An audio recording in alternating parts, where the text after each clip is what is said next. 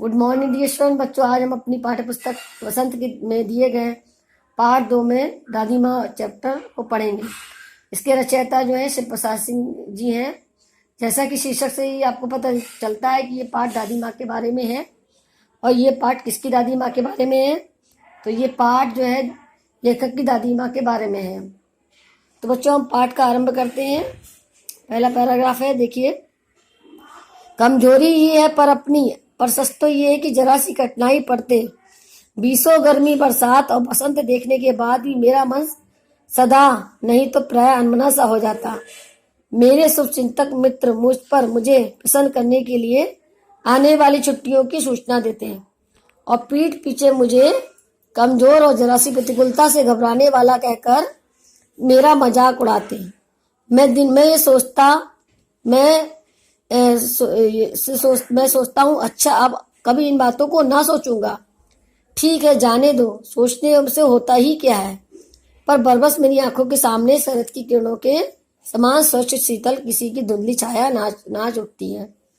बच्चों, यहाँ पहले पैराग्राफ में लेखक ने ये बात बताई है कि उन्होंने बहुत सी कठिनाइयां देखी हैं और वैसे बहुत सी कठिनाइयां देख चुके हैं। पर आज जब थोड़ी सी भी कठिनाइयां आ जाती हैं तो वे बहुत प्राय दुखी हो जाते हैं, मुझे लगता है। और उनके दोस्त जो है उनकी इन दुखी जो है उनको दुखी देखकर उनको जो है आने वाली छुट्टियों की सूचना देते हैं। भले ही वो उन्हें जो है उनकी छुट्टियों की सूचना देते हैं, परंतु पीठ पीछे जो है उनके कमजोर दिल के बारे में या कमजोरियों की का जो है मजाक उड़ाते हैं। लेकिन लेखक सोचते हैं कि मैं इन बातों को नहीं सोचूंगा। ठीक है, जाने दो, सोचने से होता ही क्या है। पर आंखों के सामने बहुत सी शरद की शीत किरणों के समान स्वच्छ शीतल किसी की धुंधली छाया नाच उठती है। मतलब उन्हें कुछ बीते हुए दिनों की याद आने लगती है। मुझे लगता है जैसे क्वार के दिन आ गए हैं। मेरे गांव के चारों ओर पानी ही पानी हिलोरे मार रहा है। दूर के सिवान से बहकर हुए मोथा और साई की अधगली घासें, गेहूं और बनप्याज की जड़ें तथा नाना प्रकार की बरसाती घासों के बीच सूरज की गर्मी से खौलते हुए पानी में सड़कर एक विचित्र गंध छोड़ रहे हैं। रास्तों में कीचड़ सूख गया और गांव के लड़के किनारों पर झाग भरे जलाशयों में धमाके से कूद रहे हैं। अपने अपने मौसम की अपनी अपनी बातें। आषाढ़ में आम और जामुन ना मिले चिंता नहीं, अगर में चूड़ा और गुड़ ना मिले दुख की कोई बात नहीं। चैत के दिनों में लाई के साथ गुड़ की पट्टी ना मिले कोई अफसोस नहीं। पर कुंवार के दिनों में इस गंधपूर्ण झाग भरे जल में कूदना ना हो तो बहुत बुरा होता है। मैं भीतर भीतर हुड़क रहा था। एक दिन तो कूद सका था। नहा धोकर बीमार हो गया। हल्की बीमारी न जाने क्यों मुझे अच्छी लगती। थोड़ा थोड़ा ज्वर हो, सब में साधारण दर्द और खाने के लिए दिन भर नींबू और साबु। लेकिन इस बार ऐसी कोई चीज नहीं थी। जो ज्वर जो चढ़ा तो चढ़ता ही चला गया, रजाई पर रजाई उतरा। और रात 12 बजे के बाद यहाँ पर लेखक बताता है कि बहुत से मौसम आते हैं जाते हैं। जैसे कुंवार के दिन आ गए हैं। गांव में पानी हिलोरे मार रहा है और जो है सूरज की गर्मी में पानी जो है सड़क पर विचित्र गंध छोड़ रहा है।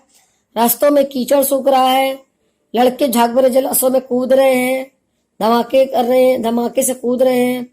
और जो आषाढ़ से में यानी जो जून और जुलाई में जो गर्मी के दिनों में आम और जामुन आते हैं, वो मिले ना मिले कोई चिंता नहीं। लेखक बताता है कि इस बात की कोई चिंता नहीं कि आम और जामुन मिले ना मिले, अगहन में चूड़ा और गुड़ मिले ना मिले, और चैत में जो है गुड़ की पट्टी मिले ना मिले, कोई अफसोस नहीं। लेकिन जब कुंवार के दिनों में इस गंधपुर झाग भरे जल में कूदने को ना मिले तो बहुत बुरा लगता है। क्योंकि वह भीतर ही भीतर बहुत उड़क रहा था। क्योंकि वो लेखक बताता है कि वो 1 या 2 दिन ही कूद सका था और वह बीमार पड़ गया। ये बीमारी उस लेखक को बहुत ना जाने क्यों हल्की अच्छी लगती थी। थोड़ा सा भी ज्वर हो, सर में साधारण और खाने के लिए दिन भर नींबू और साबु। अगर थोड़ा सा भी ज्वर हो जाता था तो वो दिन भर नींबू और साबु खाने को मिलता था। लेकिन इस बार जब बीमार पड़ा तो ऐसी कोई चीज नहीं है और ना ही इतनी जल्दी ज्वर उतरा है, बल्कि ज्वर तो चढ़ता ही चला गया। रजाई पर रजाई और उतरा रात के 12 बजे के बाद। दिन में चादर लपेटे सोया था। दादी माँ आई, शायद नहा कर आई थी। उसी झाग वाले जल में दुबले पतले स्नेह सने शरीर पर सफेद किनारेहीन धोती, सन से सफेद बालों के सिरों पर सदा टपके हुए जल की शीतलता। आते ही इन्होंने सर पेट छुए, आंचल की गांठ खोली, किसी अदृश्य शक्तिधारी के चबूतरे की मिट्टी मुंह में डाली, माथे पर लगाई, दिन रात चारपाई के पास बैठी रहती। कभी पंखा जलती, कभी जलते हुए हाथ पैर कपड़े से जलाती, सर पर एक दालचीनी का लेप करती और 20 बार छू कर ज्वर का अनुमान करती। हांडी में पानी आया कि नहीं, उसे पीपल की छाल से छौंका कि नहीं, खिचड़ी में मूंग की दाल एकदम मिल तो गई है, कोई बीमार के घर में से सीधे नहा धोकर आया तो नहीं, चला नहीं है, यदि लाखों प्रश्न घर वालों को पूछ कर परेशान कर देती थी। दादी माँ गांव की 50 किस्म की दवाइयों के नाम याद थे। गांव में कोई बीमार होता उसके पास पहुंचती और वहां भी वही काम, हाथ छूना, माथा छूना, पेट छूना, फिर भूत से लेकर मलेरिया, सरसा, निमोनिया तक का अनुमान विश्वास के साथ सुनाती। महामारी और विशिष्टता के दिनों में रोज सवेरे उठकर स्नान के बाद लवंग और गुड़ मिश्रित जलदार गुग्गल और धूप सफाई कोई उनसे सीखेगा। दवा में देर होती, मिश्री या शहद खत्म हो जाता, चादर या गिलाफ नहीं बदले जाते तो वह जैसे पागल हो जाती है। बुखार तो मुझे अब भी आता है। नौकर पानी दे जाता है, मैस महाराज अपने मन से पकाकर खिचड़ी या साबू दे जाते, डॉक्टर साहब आकर नाड़ी दे जाते और कुनेर मिक्सर की शीशी की तिताई के डर से बुखार भी भाग जाता, पर ना जाने क्यों ऐसा बुखार बुलाने की इच्छा नहीं होती।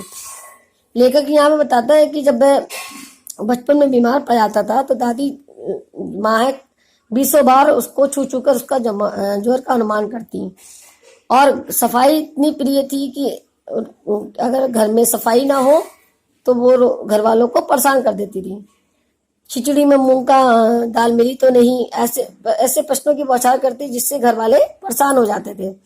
और अगर कहीं गांव में कोई बीमार पड़ जाता था तो उसके घर जाकर लाखों बीमारियों के नाम गिना देती और अनुमान से ही उसकी बीमारी का पता कर लेती और घर में आकर गुड़ मिश्रित जलदार गुगलाती को धूप आदि की जलाती थी।